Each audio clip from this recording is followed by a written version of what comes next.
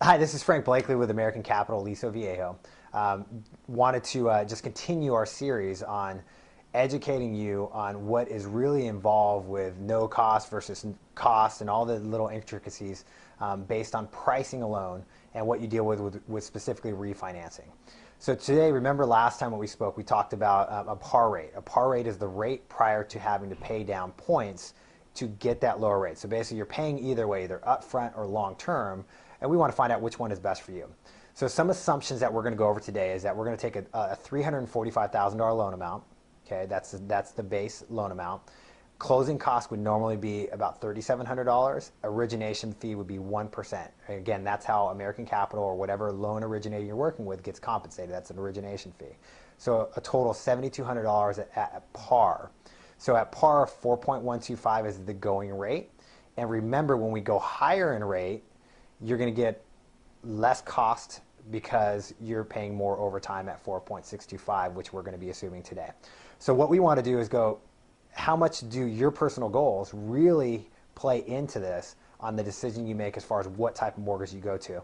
And what I like to do is make sure that you have the numbers do the talking and the facts behind your decision. So that's what we're going to look at this morning.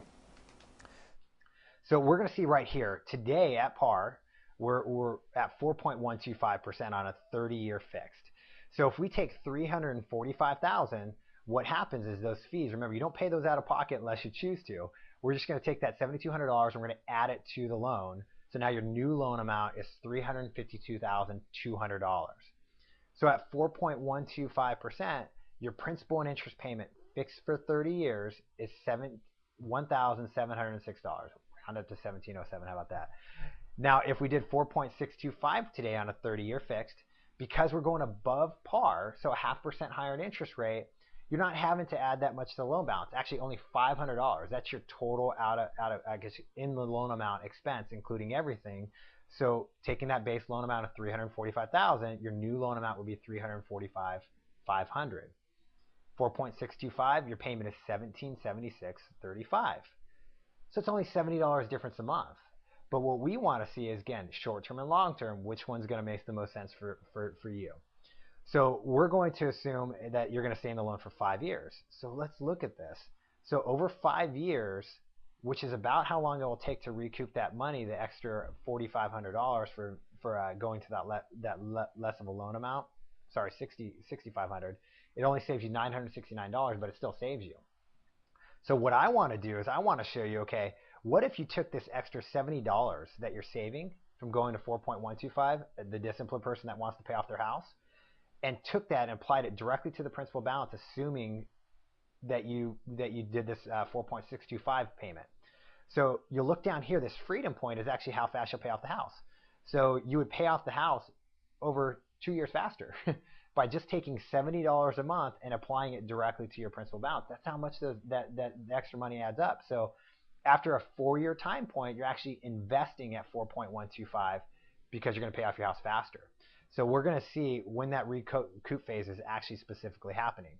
So down here, we're going to see in 5 years.